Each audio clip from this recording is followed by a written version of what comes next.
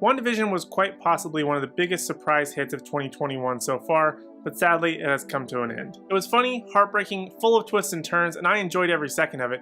But in this video we're going to be talking about what exactly made it so great, as well as what we can expect to come next from the MCU.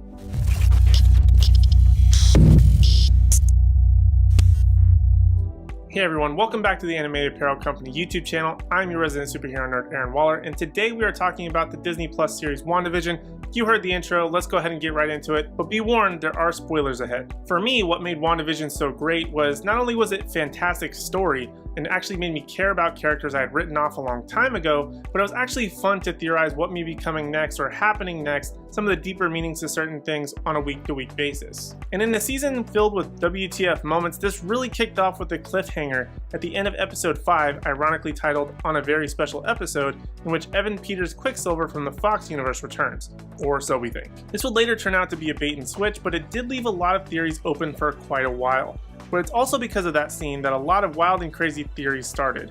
Another big twist of the series ended up being when Agnes turned out to be Agatha all along. Who's been messing up everything? It's been Agatha all along.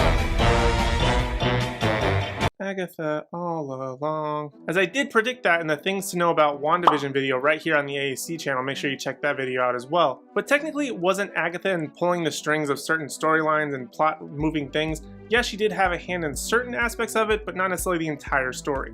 And then there's the minor character of Monica Rambeau, who is the daughter of Maria Rambeau, who we saw in Captain Marvel. In this series, she gets her powers and is on her own personal journey to becoming a hero, which is known as Photon and most recently named Spectrum. I think the latter is better given how her character views the world and sort of like that spectrum of color that we see a couple of times. I feel like Spectrum works better than Photon. That's just a personal opinion. But in the end, her character is approached by an agent who is revealed to be a Skrull, and told that basically Nick Fury is calling her up to space and enlisting her for her abilities. The development of this storyline should be really interesting to find out if she actually gets her own Disney Plus series, will be part of another Disney Plus series, or if they may just integrate her into the movies overall. We'll find out down the line. Now let's talk our two main characters, Wanda and Vision. Now in terms of Vision, he is very much bound to the Hex, but S.W.O.R.D. was able to rebuild him to a degree, and he sort of gets his memory back, but not really. It's more like he has the memories but no context to them, so he's gonna have to struggle with that down the line. Personally, I wasn't that big of a fan to let Vision live on in another body. I think if Disney, or Marvel in this case, would have made that commitment to kill off a character, it would have had a little bit more repercussions, a little bit more impact on the MCU as a whole, even though it was more of a minor character versus one of the bigger ones, one of the main Avengers. But for the most part, I did like that they can sort of sub him in if needed later down the line, or maybe even continue this series, or maybe he gets his own series of sort of like a self-identity crisis, who knows. But it will be interesting to see Vision develop later down the line. For Wanda, the star of the show, quite literally both for WandaVision and her own creation of the Hex, a lot of things developed for her toward the latter half of the season that I wasn't necessarily a fan of. I think a lot of the blame for that actually goes back to the fan theories. There were so many different things going on and people's speculation that built up a lot of hype that kind of fell flat in comparison to what the theories were. I think maybe it got a little bit overexcitement, a couple of different things could have happened, but ultimately kind of fell flat in some areas for me. But as for the ending, and I'm not talking about the ending of the series, I'm talking about the post-credit scene, it very much reminded me of 2008's The Incredible Hulk from Marvel with Edward Norton when he played Bruce Banner.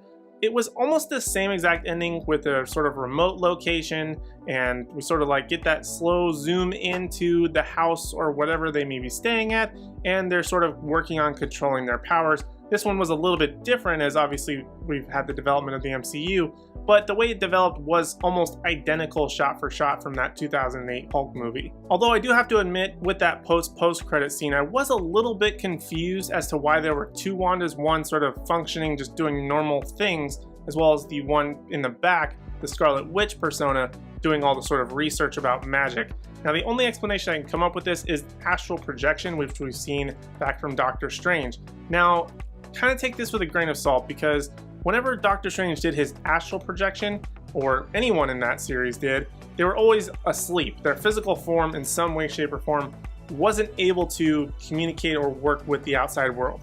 But just based on the look, it does look like an astral projection, and maybe she's just super powerful so she can function normally, while Scarlet Witch learns about all the magic stuff, and then they just kind of works hand in hand in tandem together in order to make Scarlet Witch and Wanda just sort of be one person. That's really the only explanation I can come up with, but I think it would be pretty interesting that she can have that ability as well. They even name dropped that Wanda would be the one to be stronger than the Sorcerer Supreme, or in this case, Doctor Strange. But anyway, back to where Wanda is. I think that's where we're going to find her at the very beginning, or when Doctor Strange maybe needs to communicate with her or has some kind of connection, bring her in, or maybe even stop her in Doctor Strange in the Multiverse of Madness. So I expect that to pick up right where it left off in the Doctor Strange sequel. To make a long story short, I very much did enjoy WandaVision. I do think that some of the fan theories overhyped and overshadowed a lot of how beautiful the actual story is, but for the most part, it is definitely worth a watch. Had some of the hype or expectations had a payoff, like Doctor Strange appearing, the introduction of mutants, or even the Fantastic Four into the MCU had been true, even just one, maybe it would have made for a little bit better of a payoff. But WandaVision did get me to fall in love with and appreciate characters that I had essentially otherwise written off. I cared more about Wanda after revisiting her past and trauma, rather than it just being exposition like in Age of Ultron. I cared about Vision as I could see his struggle with his humanity a bit more. The series is fantastic, and now that the excitement of what may come next is over, it is highly worth watching for the first time or all over again to appreciate the beauty of it. But I still don't think it changes the fact that the journey was better than the destination. But I'm curious to find out, what did you think? Did you enjoy WandaVision? What was your favorite character? What was your favorite moment? Let me know your thoughts and opinions down in the comment section down below. Also, while you're down there, don't forget to hit like, subscribe, and ring the bell notification so you don't miss out on any future videos from me or the rest of the AAC team. Especially for me, I'm gearing up to do some Falcon and Winter Soldier videos, so make sure you hit subscribe and ring the bell so you don't miss out on any of it. And also be sure to check out animatedapparelcompany.com for all your nerdy gear and use the code Aaron20 at checkout to get 20% off your order. Other than that, thank you guys so much for joining me here on the AAC channel, and I hope to see you in the next video.